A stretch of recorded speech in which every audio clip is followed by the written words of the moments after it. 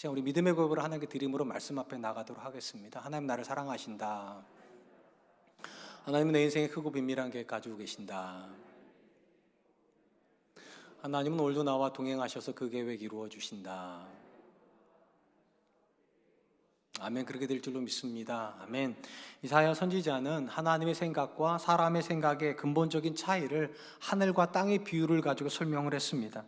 땅에서 하늘이 높은 것 같이 하나님의 생각이 사람의 생각이 미칠 수 없는 지점에 존재한다는 것입니다. 이처럼 하나님의 생각과 사람의 생각이 근본적으로 다르기 때문에 신앙 안에서 번번이 벌어지는 일이 있다면 우리가 하나님을 오해하는 것입니다. 인간의 짧은 생각과 짧은 경험으로 도무지 이해할 수 없는 하나님을 이해하려다 보니까 이해 너머에 계신 하나님을 자꾸만 오해하게 되는 것입니다. 성경에서 성도들을 향하여서 왜 믿음을 요구하시는 겁니까? 하나님이 이해의 대상일 수가 없기 때문입니다. 아무리 뛰어난 지식을 가지고도 아무리 풍성한 경험을 가지고도 그 하나님의 지혜를 다 이해할 수 없어서 믿으라고 그렇게 말씀하시는데, 사람이 믿음에 가까운 존재가 아니라 이해하고 싶은 존재다 보니까 이해하다가 하나님을 오해해 버리는 것입니다. 구약 이스라엘 역사에서 이스라엘이 늘 하나님을 오해했던 두 가지의 문제가 있었지 싶습니다. 첫 번째는 하나님께서 절대적으로 의인들에게는 복을 주시고 악인들에게는 벌을 주신다라고 하는 생각이었습니다. 어쩌면 이것은 지극히 자연스러운 생각이라 생각할 수도 있습니다. 왜냐하면 하나님이 의로우신 분이시니까 당연히 의인들에게는 복을 주시고 악인들에게는 벌을 주시는 것이 타당하다 생각할 수 있기 때문입니다. 그리고 이런 생각에 근거해서 욥의 친구들은 욥의 고난당하는 현실 앞에서 위로하려고 하는 것이 아니라 정죄하려고 했습니다. 그들의 기준으로 보면 하나님이 의인에게는 복을 주시고 악인에게는 고통을 주신다면 고통당하는 욥은 하나님의 기준에 악인일 수밖에 없었기 때문입니다. 그러나 이것은 절대적으로 하나님을 오해한 것입니다.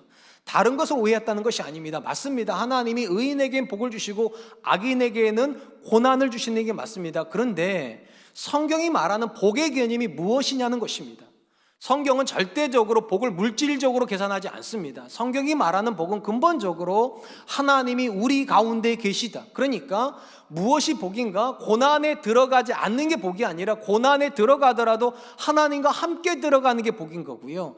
아무리 성공하더라도 그곳에 하나님 계시지 않으면 그 상태는 벌의 상태인 것입니다. 그런데 이스라엘은 이 복을 물질화시켜서 성공하면 복받았다 생각하고 실패하면 저주받았다고 생각을 하다 보니까 하나님이 저주하지 않는 대상을 자신들의 기준에 의해서 저주하는 그런 일이 빈번하게 벌어지게 되는 것입니다. 두 번째로 구약의 역사에서 이스라엘이 늘 하나님을 오해했던 부분은 구원과 관련된 것입니다. 그들은 이스라엘만 구원의 대상이 되고 이방인들은 하나님께서 버린 대상이라 그렇게 생각을 했습니다.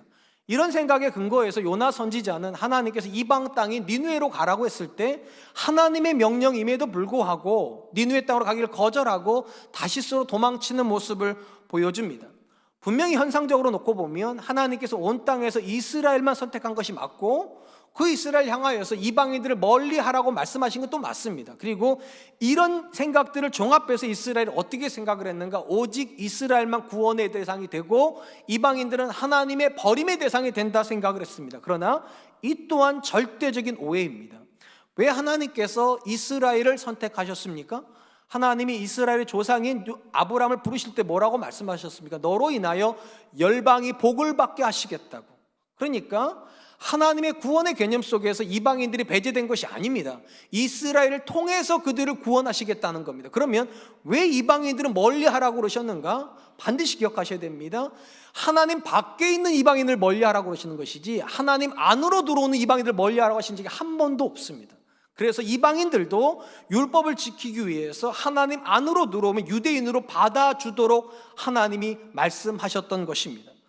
오늘 우리가 살펴보게 될 본문의 말씀 역시 우리가 신앙 안에서 가지게 되는 오해들에 대한 이야기들을 우리에게 해주고 있습니다. 예수님께서 나사로가 죽어간다는 이야기를 들으셨음에도 불구하고 그 자리에서 이틀을 더 유하셨습니다. 그리고 이제 예수님께서 베다니에 있는 나사로의 집으로 오시는 순간 이미 4일이 지났고 나사로는 그렇게 죽었습니다. 장례가 진행되고 있는 동안에 예수님이 오신다는 이야기를 듣고 가장 먼저 뛰어간 사람은 마르다였습니다. 그리고 우리 성경은 그렇게 번역 안 하고 있지만 분명히 이 마르다의 이야기 속에는 하나님을 향한, 또 예수님을 향한 서운함이 담겨져 있을 것입니다. 그녀가 이렇게 이야기를 합니다. 요한복음 11장 21절 말씀, 마르다가 예수께 여짜오되 주께서 여기 계셨더라면 내 오라버니가 죽지 아니하였겠나이다.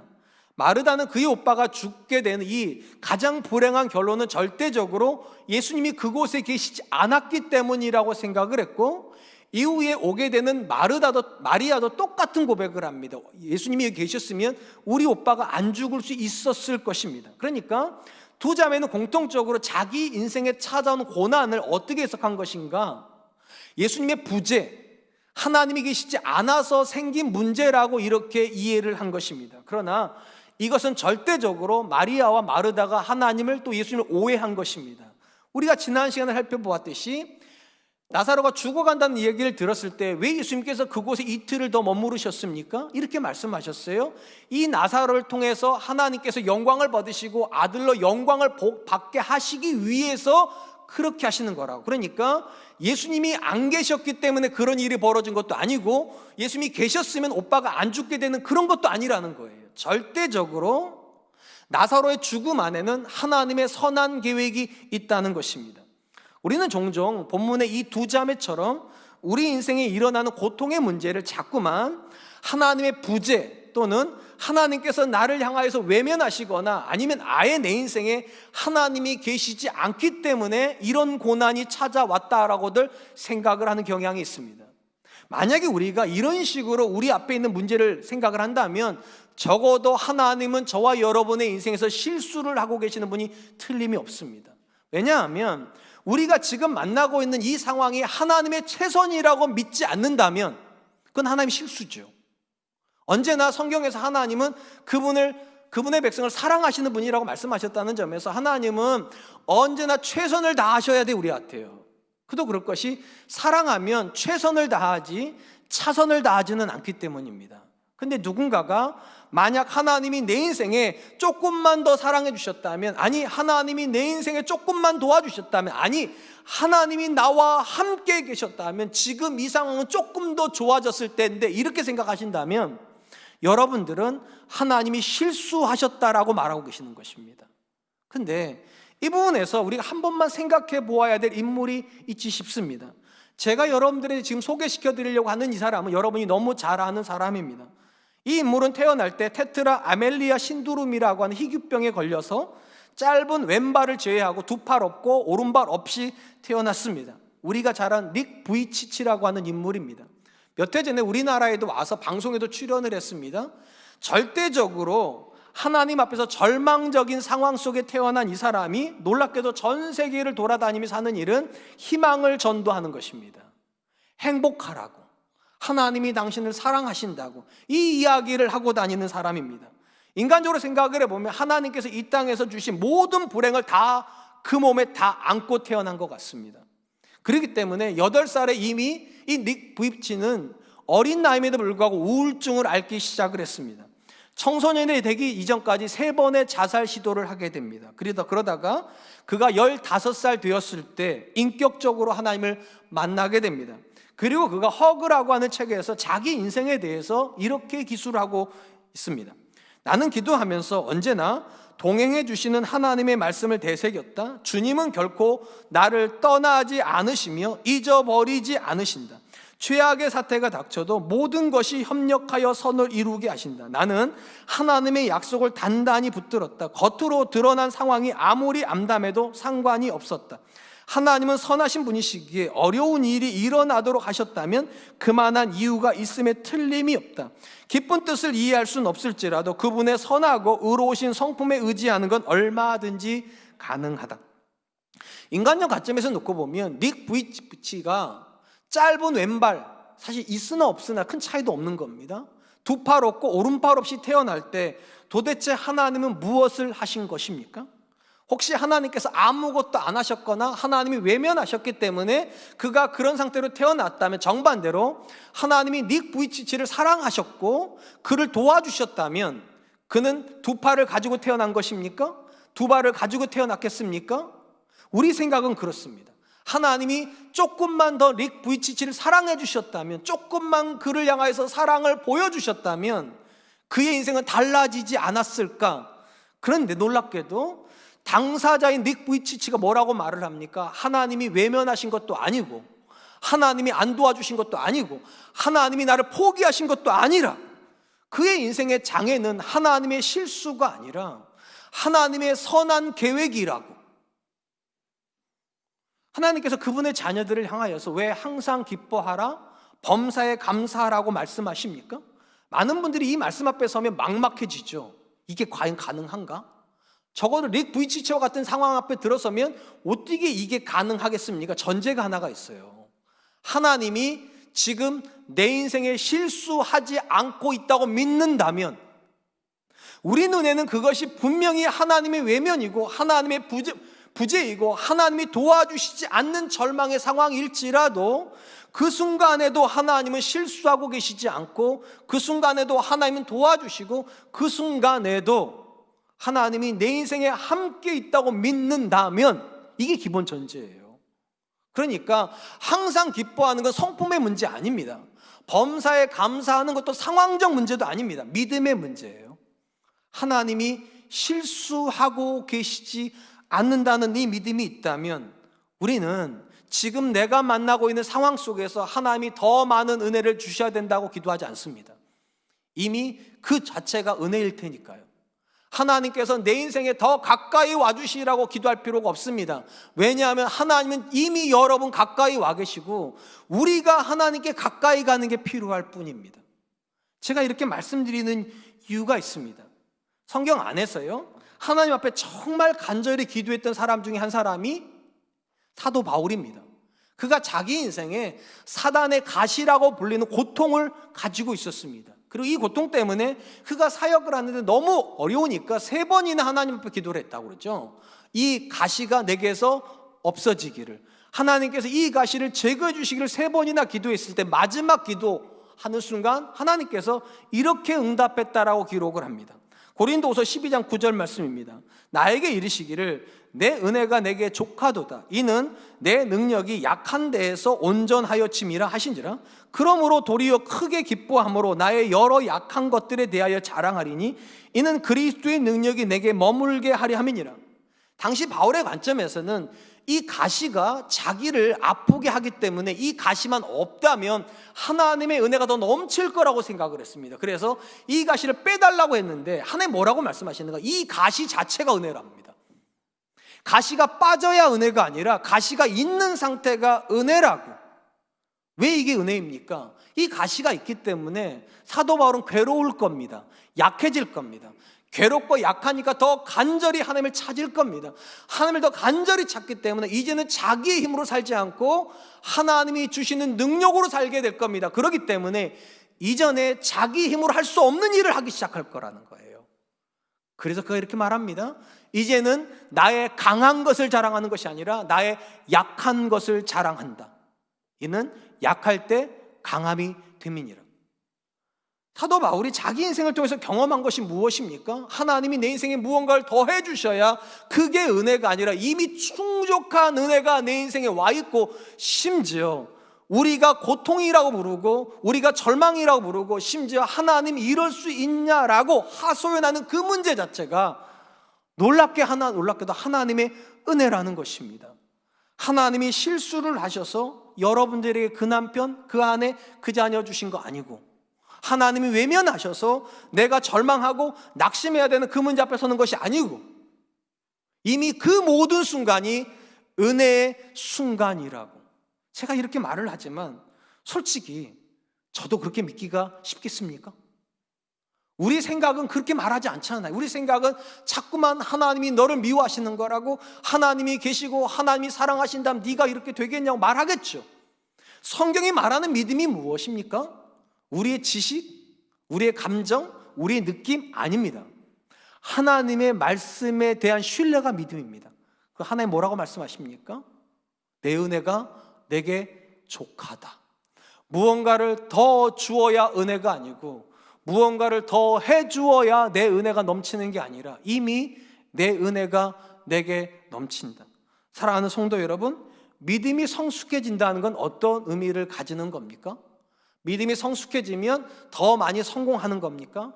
믿음이 성숙해지면 더 많이 행복해지는 겁니까? 믿음이 성숙해지면 다른 사람들보다 더 많은 일을 하게 되는 것입니까? 근본적인 관점에서 믿음의 성숙은요, 하나님의 통치에 대한 신뢰의 깊이와 비례를 합니다. 지금 내 인생에 일어나는 모든 일들을 이미 하나님이 통치하고 계시다고 믿으면 믿음이 성숙해지는 거예요. 하나님이 내 인생에서 멀리 계셔서 안 도와주시는 게 아니라 이미 내 인생에 들어와서 다스리고 계시다고 믿는 순간부터 우리는 절대로 원망 못합니다. 절대로 불평 못합니다. 절대로 낙심하지 못합니다. 분명히 현상적으로는 다른 사람들의 눈에 하나님이 실수하시는 것처럼 보이는 문제를 만나실 수 있습니다. 내 마음에서는 자꾸만 하나님이 외면하셔서 낙심되는 문제를 만날 수도 있어요. 그러나 오해입니다. 하나님은 한 번도 저와 여러분들을 모르신 적 없고 버리신 적 없고 떠나신 적 없기 때문입니다. 전 저와 여러분들이 이 믿음 앞에 설 수 있었으면 좋겠습니다. 두 번째로 본문에서 우리가 살펴보려고 하는 것은 예수님과 마리아가 나누었던 부활과 생명에 대한 이야기입니다. 마르다는 예수님을 향하여서 이제라도 예수님께서 하나님께 무엇이든지 구하면 하나님께서 주실 줄을 안다라고 이야기를 했습니다. 현상적으로 보면 오빠는 죽었습니다. 근데 죽은 오빠를 위해서 예수님께서 무엇을 구해야 될까요? 도대체 어떤 걸 구해달라는 걸까요? 우리가 이 부분을 이해하려면 이 이후에 있는 마르다가 이해하고 있는 생명의 본질이 무엇인지를 조금만 살펴볼 필요가 있습니다. 본문상에서 마르다가 생각하는 생명은 두 가지입니다. 첫 번째 생명은 육신의 생명입니다. 살아있는 동안에 가진 생명이고, 두 번째 생명은 부활의 생명입니다. 예수님께서 이 땅에 다시 오실 때 모든 존재가 부활하여 얻게 되는 생명입니다. 그런데 지금 현상적으로는 나사로는 이 육신의 생명은 없습니다. 그리고 이제 유일하게 소망을 가지는 건 이쪽에 있는 생명입니다. 그리고 아마도 마르다는 이렇게 생각했던 것 같습니다. 내 오빠에게 부활의 생명이 주어졌는지 안 주어졌는지 모르니까 예수님께서 구해 주시기를, 그 부활의 생명이 내 오빠에게 주어지기를 위해서 하나님께 구해 주시기를, 저는 이런 생각이 타당하다고 생각하는 것이, 우리 중에는요, 내 남편이 또는 내 아내가 내 사랑하는 사람이 떠날 때 그 존재가 천국에 갔을 거라고 확신하는 사람도 있지만, 어떤 분들은요, 내 남편에게 과연 믿음이 있었을까? 내 사랑하는 사람이 믿음이 있었을까? 그게 걱정이 돼서 목회자한테 기도를 해달라는 분도 계세요. 천국에 갈 수 있게 해달라고. 엄밀히 말하, 이 본문에서도 얼마든지 예수님께서 구원에 대해서 밝히 보여주심에도 불구하고 이 당시에는 아직 그 부분들이 믿어지지 않았던 시절이기 때문에 예수님을 향하여서 내 오빠에게 부활의 생명이 주어지기를 위해서 예수님이 기도해 주십시오, 이렇게 요청했다고 이해해도 괜찮을 것입니다. 그리고 예수님께서 그 말을 들으시고 뭐라고 말씀하시는가? 내 오라버니가 다시 살아나리라. 그러자 이 말을 듣자 또 마르다가 뭐라고 말합니까? 부활의 때에 모든 사람들이 일어날 때 내 오빠도 부활할 것을 믿습니다, 이렇게 말했습니다. 그러니까 예수님의 말씀을 듣고 마르다는 이제 내 오빠에게 부활의 생명이 주어졌구나, 그리고 마지막 때가 되면 내 오빠도 부활하여서 영원한 생명을 얻겠구나 확신을 했다는 거죠. 그런데 이때 예수님께서 잘 알아들었구나 이러고 끝내시는 게 아닙니다. 다시 뭐라고 말씀하시는가? 25절 26절 예수께서 이르시되 나는 부활이요 생명이니 나를 믿는 자는 죽어도 살겠고 무릇 살아서 나를 믿는 자는 영원히 죽지 아니하리니 이것을 내가 믿느냐? 예수님의 말씀에서 주목할 것은 한 존재 육체의 생명과 부활의 생명이 붙어 있다는 것입니다. 현상적으로 놓고 보면 육체의 생명과 부활의 생명은 간극이 있어야 됩니다. 왜냐?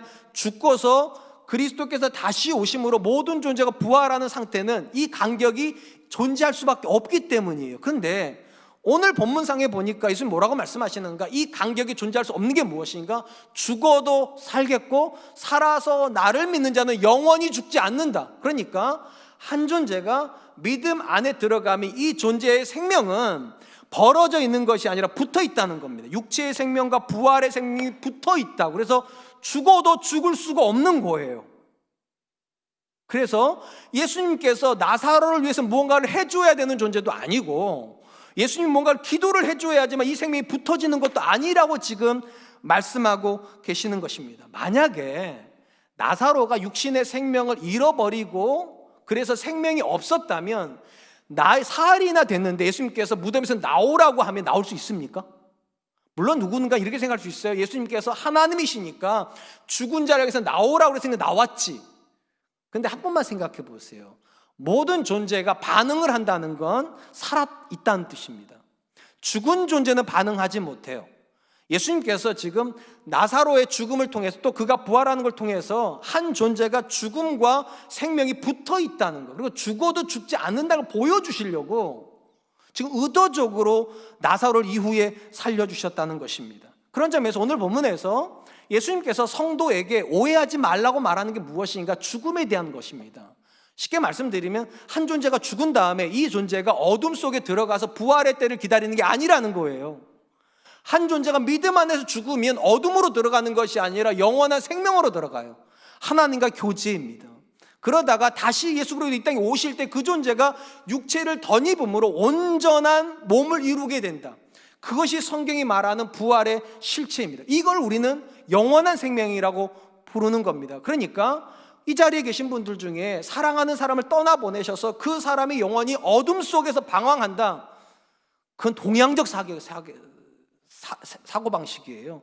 성경이 말하는 방식은 무엇입니까? 믿는 순간 이 사람 안에 영혼의 생명을 접붙인 겁니다. 그래서 죽는 것이 아니라 영원한 생명으로 넘어가게 되고 부활의 때까지 어둠의 어딘가에서 방황하고 있는 것이 아니라 이미 하나님과 동행하고 있다가 마지막 때 가장 온전한 육체를 덧입게 된다.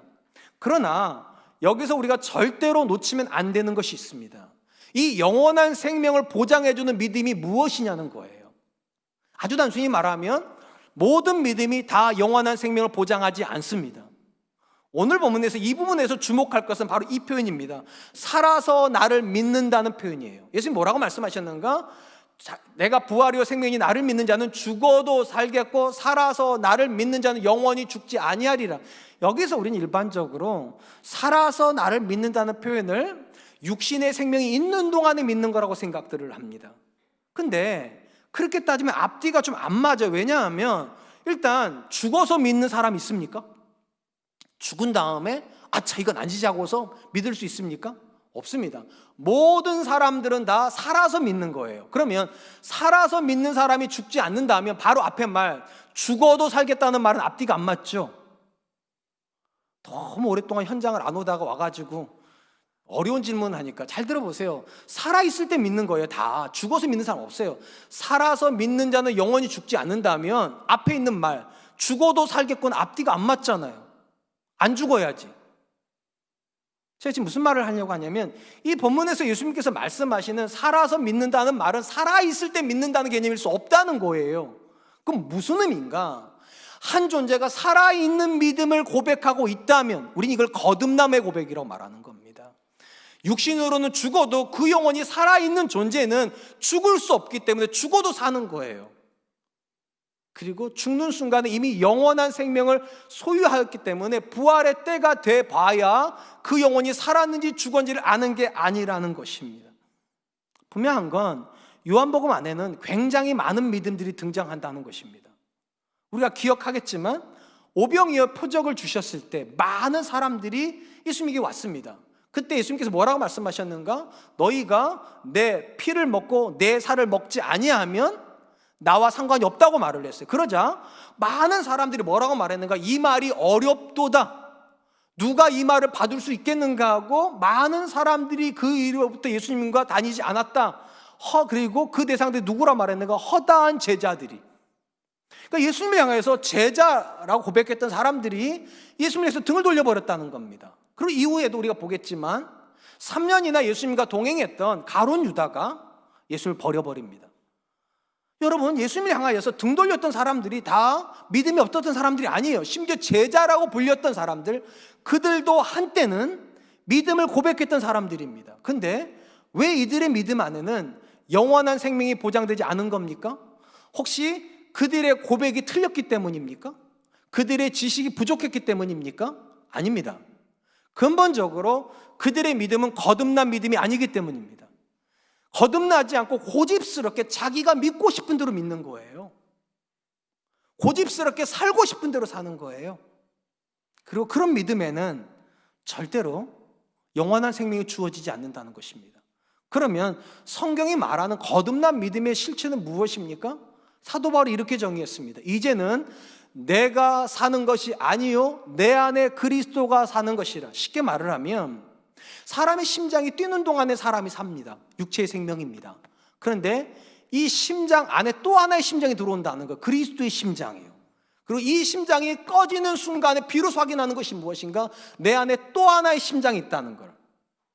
엄밀히 말하면 죽을 때 확인하는 게 아니에요. 살아있는 동안에 내 안에서 그리스도가 일하신다는 걸 경험하고 있는 사람들, 내가 키우는 자녀가 아니라 어찌 보니까 이상하게 예수님이 키우시는 자녀 같다.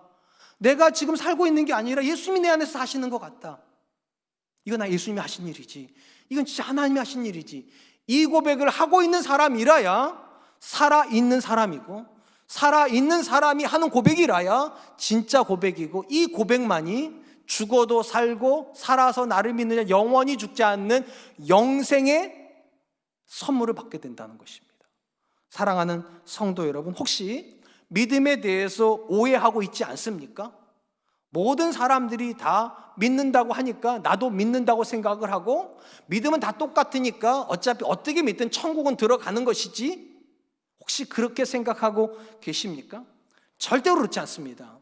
예수님 향해서 수많은 사람들이 믿음을 고백을 했지만 모든 사람들에게 구원이 주어진 건 아닙니다. 오직 살아있는 믿음이요, 내 안에 그리스도가 살아있는 믿음이요, 그리스도와 동행하면서 고백하고 있는 이 믿음만이 우리에게 영원한 생명을 주는 것입니다. 그러니까 믿느냐 안 믿느냐를 물어보지 마시고 내 믿음이 살아있는지를 물어보세요. 정말로 나는 내 삶에서 그리스도를 경험하고 있는 겁니까? 정말로 내 안에서 그리스도께서 나를 바꾸고 계시다는 이 성령의 역사를 경험하고 있는 것입니까? 그것이 아니면 우린 다시 믿어야 됩니다. 그것이 아니면 우리의 믿음은 진실하다고 말할 수 없을 것입니다. 마지막으로 이 본문에서 우리가 주목하려고 하는 것은 한 존재가 거듭나서 진실한 믿음을 고백하고 있다는 것이 어떤 의미여야만 하는 것인가에 대한 문제입니다. 예수님께서 분명히 마르다 이렇게 말씀하셨어요. 내가 곧 부활이고 생명이니까 나를 믿는 자는 죽어도 살겠고 살아서 나를 믿는 자 영원히 죽지 않는다. 쉽게 말하면 지금 네 오라비가 현재적으로 살아있다는 걸 믿느냐 이렇게 물어본 거예요. 그랬더니 마르다가 뭐라고 얘기를 하는가? 27절 말씀, 이르되 주여 그러하외다. 주는 그리스도시요 세상에 오시는 하나님의 아들이신 줄 내가 믿나이다. 질문과 답이 좀 이상해요. 분명히 이렇게 말했어요. 네 오빠가 지금 다시 살 걸 믿냐 하면 예, 오빠가 살 것을 믿습니다. 아니요, 그런 일은 아니라 이렇게 대답을 해야 되는데 믿느냐 했더니 뭐라고 대답했는가? 예, 예수님 그러합니다. 예수님은 하나님의 아들이시고 다시 오실 그리스도이십니다. 그리스도시고 다시 오실 하나님의 아들, 이렇게 대답을 했어요. 어딘가 좀 이상해요. 그럼에도 불구하고 이 마르다 이 고백은 굉장히 위대한 고백입니다. 왜냐하면 요한복음 안에서요, 요한 사도가 자기가 성경 요한복음을 기록하게 된 이유에 대해서 20장 마지막 절에서 뭐라고 얘기를 하냐면, 너희가 예수님께서 하나님의 아들이신 것과 그리스도이심을 믿어 영생을 얻게 하려 함이라고. 그러니까 요한복음 전체의 목적은 뭐냐? 예수 그리스도께서 그리스도이실 뿐만 아니라 하나님의 아들임을 믿게 하기 위해서 기록된 거예요.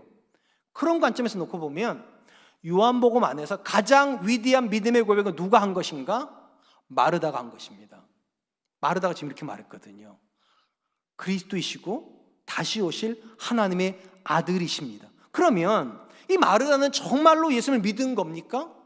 요한복음이 말하는 것처럼 한 성도가 고백해야 되는 그 믿음 그대로 이 마르다가 고백했으니까 그는 정말로 예수님을 거듭난 상태에서 믿고 있는 겁니까? 아닙니다. 어떻게 알 수 있는가? 예수님께 이 고백을 한 다음에 예수님께서요, 사람들을 데리고 나사로 무덤 앞으로 가셨습니다. 그리고 뭐라고 말했는가? 무덤을 열으라고 했을 때 그 무덤 여는 걸 제일 먼저 막은 사람이 누구냐? 마르다입니다. 성경이 이렇게 기록을 해요. 요한복음 11장 39절 말씀, 예수께서 이르시되 돌을 옮겨 놓으라 하시니 그 죽은 자의 누이 마르다가 이르되 주여 죽은 자가 나흘이 되었으며 벌써 냄새가 나나이다. 상식적으로 생각을 해보면 예수님께서 하나님의 아들이시고 메시아라고 정말로 믿었다면 그녀가 제일 먼저 나서서 모든 사람이 반대할지라도 자기 힘으로라도 무덤 문을 열어야 되는 거 아닙니까? 그런데 완벽한 고백을 해놓고서 제일 먼저 한 일이 무엇인가? 불순종을 결정해 버립니다. 안 된다고. 그런 일은 안 된다고. 여기서 우리가 마르다의 모습 속에서 발견하는 또 하나의 오해가 있습니다. 우리 자신에 대한 오해입니다. 우리는 자꾸만 내가 성경의 지식을 알고 있으면 이게 믿음인 줄 알아요. 또 내가 그 알고 있는 지식을 모든 사람 앞에서 공개적으로 고백을 하면 그것이 믿음의 성숙이라고 생각을, 착각입니다. 본문상에서 마르다는 완벽한 지식을 가지고 있습니다. 그리고 예수님에게 그 완벽한 지식을 고백까지 합니다. 예수님, 당신은 그리스도시고 다시 오실 하나님의 아들이십니다. 그런데 이 여자가 가장 먼저 불순종한 사람입니다. 물론 믿음의 고백 안에요, 우리가 하는 믿음이라는 고백 안에 우리의 지식적인 요소가 있습니다. 모르고 믿을 수는 없어요. 또한 모든 사람 앞에서 예수님을 시인하는 요소도 들어가 있습니다. 그러나 기억하세요, 지식과 고백이 믿음의 요소이긴 하지만 지식과 믿음이 믿음의 완성은 아닙니다. 어떻게 알 수 있는가? 산상설교에서 예수님께서 뭐라고 말씀하셨습니까? 나더러 주여 주여 하는 자가 다 천국에 갈 것이 아니라 아버지의 뜻대로 행하는 자라야 가리라. 거기서 주여 주여라는 고백은 무엇인가? 믿음의 고백입니다. 예수님을 향하여서 당신이 주인이십니다, 당신이 하나님의 아들이십니다, 이 고백이에요. 그런데 예수님 뭐라고 말씀하셨는가? 너희가 그 고백을 하고 있다고 천국에 가는 것이 아니라 아버지의 뜻대로 행하는 자라야. 뭐가 믿음입니까? 지식이 믿음은 아닙니다. 고백이 믿음도 아닙니다. 사실은 지식과 고백이 만들어내는 삶의 고백이 그게 믿음입니다. 그래서 예수님께서 말씀하시잖아요, 열매로 아는 거라고. 그 사람이 믿음의 사람인지 믿음이 없는 사람인지 고백으로 지식으로 아는 것이 아니라 열매로 아는 거라고. 우리 성경 안에는요, 한 사람이 가지는 지식이 절대로 믿음이랑 동격이 아니라는 것, 또는 한 존재가 하는 고백이 그 자체로 믿음이 아니라는 굉장히 많은 기록들이 남아 있습니다. 그 중에 하나가 예수님께서 거라사 땅에서 만났던 한 사람에 대한 이야기입니다. 예수님께서 제자들과 함께 배를 타고 거라사 땅에 도착을 했습니다. 도착하자마자 제일 먼저 만난 사람이 있습니다. 이 사람은 무덤가에 있습니다. 특징이 무엇인가? 쇠사슬에 묶여 있습니다. 성경이 이 사람이 왜 쇠사슬에 묶여 있다고 기록했는가? 이 사람에게 귀신이 들렸는데 사람들이 억제를 할 수가 없어서 사람들이 쇠사슬에 묶어다가 무덤에다가 묶어놨다는 거예요. 이렇게 해서 예수님과 이 사람이 만납니다. 만나자마자 이 사람이 예수님을 향해서 어떤 고백을 하는가? 이 고백을 합니다. 마가복음 5장 7절 말씀, 큰 소리로 부르짖어 이르되 지극히 높으신 하나님의 아들 예수여, 나와 당신이 무슨 상관이 있나이까? 원하건대 하나님 앞에 맹세하고 나를 괴롭게 하지 마옵소서. 이 귀신이 어떤 지식이 있습니까? 예수님이 하나님의 아들이라는 거예요. 그리고 이 귀신이 지식만 가지고 있습니까? 아니, 고백까지 합니다. 많은 사람들, 심지어 제자들 앞에서 뭐라고 말하는가? 이분이 하나님의 아들이라고.